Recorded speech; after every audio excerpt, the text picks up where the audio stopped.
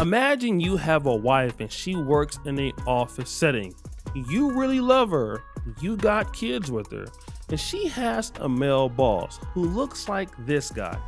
You're not so threatened, the guy got glasses on and everything like that, but hey, you're still happy. Then you come home and you scroll on Twitter and you find your wife getting her cheeks clapped the F up. You come home and you show her the video and she starts crying. Arrête! Tiens non! You then find out a bunch of people in her office are experiencing the same fate. One of them found out and even unalived themselves. You would think it's a Netflix movie, but nope, it's all real life. That is the story of Baltasar Engonga. He was sleeping with his brother's wife, pregnant people's wives, the office of the president, and it's crazy because he's related to the president, and everybody's talking about that as a scandal. And it is a scandal. But let's talk about the real issue, corruption. See, Equatorial Guinea is a resource-rich country. It produces a lot of oil. This oil in this Central African country has made the GDP be very high per capita in Equatorial Guinea. It's on the same level as some European countries. I think like $18,000 or $19,000 per person. Now, to put that in perspective, I live in Uganda where it's like the average is $1,500 a year per person. So that's almost like 12 times the amount. And Equatorial Guinea should be very developed, doing very well, but it's not, because you got the vice president, Theodore Obiang, spending all the money and all of the cronies. But let's kind of get back to Baltasar. The reality is Baltasar had a problem as a politician in Equatorial Guinea. He was ahead of some office, which doesn't even matter right now, something to do with finance, but he was suspected of corruption. So they raided his office, and then they found in his office all of these 400 sex tapes with a bunch of people in the government, people's wives, very powerful people, even with the president's daughter, which he's actually related to. It was a bunch of booty clapping sounds. I want to focus more on the issue at hand, which is corruption on the continent of Africa. Now, again, I live in an African country, so I try not to address this as much as possible. Not because I'm afraid, but basically corruption is everywhere. A lot of people have been caught up in sex scandals in power. Bill Clinton got caught up. Many other non-blacks get caught up all the time. But the reality is that when you're behind, you really can't afford to have these sorts of mistakes. And so I want to deal with, why did Baltasar believe that he can get away with it? Well, this is the issue. Because he could. See, if Baltasar wouldn't have overstepped his boundaries by stealing too much or doing whatever he was doing, he would have never got caught. Or if he would have never put his booty clap sessions on the PC, they wouldn't have never known. But what is the mentality of somebody that can say, listen, I can just screw a bunch of women in the office, nobody is going to tell, we can record it and I can watch it and nothing will happen to me. You have to be pretty confident that nothing will happen to you. And this is why a lot doesn't happen on the continent. What are you talking about, O'Shea? Let me just tell you this, okay? There are so many people that I have met, and I don't want to even mention their names, whether they're in the private sector or in the public sector, that are similar to this guy. I'm not saying they're having affairs and things like that, but they just know they can get away with it. And whatever they can get away with, they're confident of it, right? I've seen it all the time on the continent. And what happens is when you get these people in power on the continent, they're stifling development for everybody because it's all about them. How many cheeks can they clap? How many people's wives can they get? And they're not even spending any time doing any work to progress the country. This makes it difficult, believe it or not, for Africa's own diaspora to come back and develop here. Let's forget about us as Black Americans or African Americans. That's a whole nother story. What about the people that actually want to develop Africa as a continent or your specific countries? Well, you're running into a whole bunch of Baltasars, a lot.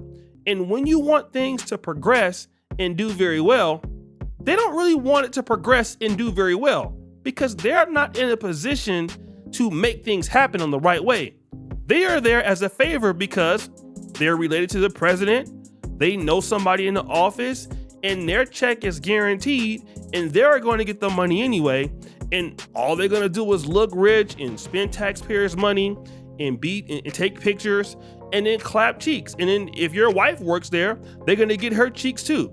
This happens all the time. I don't know why people are so shocked, because if you live in an African country, you're not shocked because this is all on local news a lot, right? And the reality is that this exposure shows the mentality of not only him as a politician, but many African politicians are on this same type of hype. When you look at why Africa isn't developing at the rate that it should, then first of all, but the public sector is what helps the private sector to basically develop and become easier.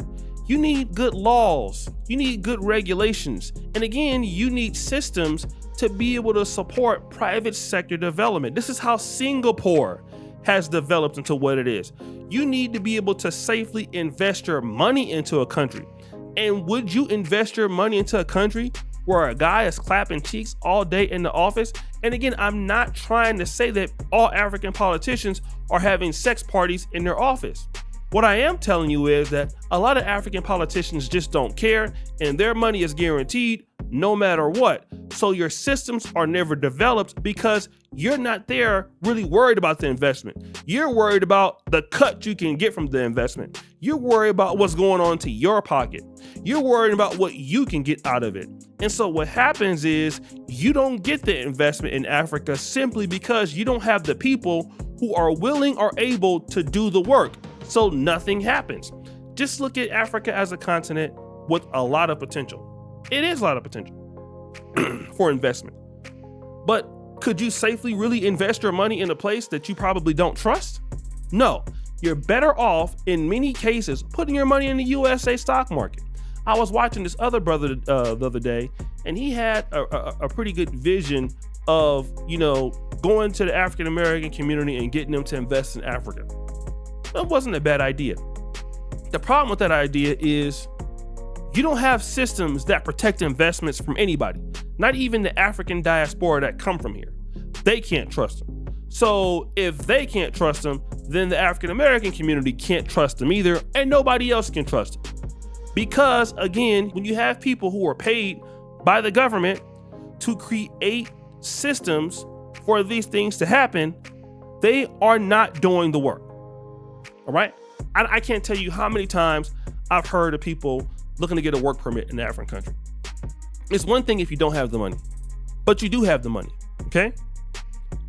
The price is supposed to be, let's say for example in Uganda, it's $2,500 per year, all right? I don't know how much it is in other countries, but I've heard of other places it's more expensive than this. And how long do they have to wait to get the work permit? Like, you're bringing money into a country, right? This is what you should get. A government person should be like, oh, this is great because you're helping pay my salary. No, you got to pay the work permit price, then something on the side. And if you don't pay it on the side, your application will sit there and it will just wait. Seriously. Like, if you have a work permit due in August of a year, you might want to start applying in November, because that's 10 months of going back and forth, being nice to somebody, getting little bribes, pushing it along the way so that you can finally get what you have. So you've paid more than the amount that the government is wanting just for you to get it. Now, that is very Baltasarish, isn't it? Yes, that's a Baltasar type of person, because that person may not be having sex in the office or recording booty clapping sessions, but that person is not serious. And again, we need to stop asking people, whether it is folks from Africa or foreigners, to invest in Africa when you cannot be serious with your public officials. It's happening in every country, And to be honest, people are quite tired of it. And again, we keep talking about this thing like Africa's gonna rise. You just watch, and the potential of Africa is there. And we continue to deal with that potential, but we're not dealing with these Baltasars, because these Baltasars do whatever they want to do. And everybody knows it. I told you I was in South Africa one year for the election. Won't tell you what political party it was, but I was dating a chick. She was like, yo, you see those MPs over there? I was like, what? I was in Nelson Mandela Square. I saw MPs with their side chicks buying them stuff coming out of the Gucci store. Like out in the open. And hey, everybody knew about it. This ain't nothing new. Like, this is expected. Hey, bro, I'm not mad, do you? But you know what? I don't want that person being in charge of the investment authority in that country, or regulating foreigners, especially people from the black community or even their own diaspora, to handle my money. Because that person isn't serious. So then when that person doesn't deliver, they're not going to be investigated. And the only reason why this guy is getting investigated, because it leaked and he was sleeping with people, high officials in the country. That's the only way it got caught. If he was doing it with somebody else's wife and it wasn't somebody important and all of that, hey, it probably would be all good. But it was who he was dealing with. It's the only time they get punished. Unless they do something against the people that put them on. Anybody else, hey, if you want to ruin their life, long as it ain't us, we don't care. Then you sit back and wonder why nobody wants to invest in the country. Or you sit back and wonder why nobody wants to come and live there. It's because nobody's being held accountable. It takes somebody to be exposed from stealing money and a whole bunch of booty clap sessions with your wife that now you want to be accountable and hold them and prosecute them to the fullest extent of the law. But he been doing it. So guys, what do you think? It's your boy O'Shea Duke Jackson back at it again with another episode here. Fair use, I'm out.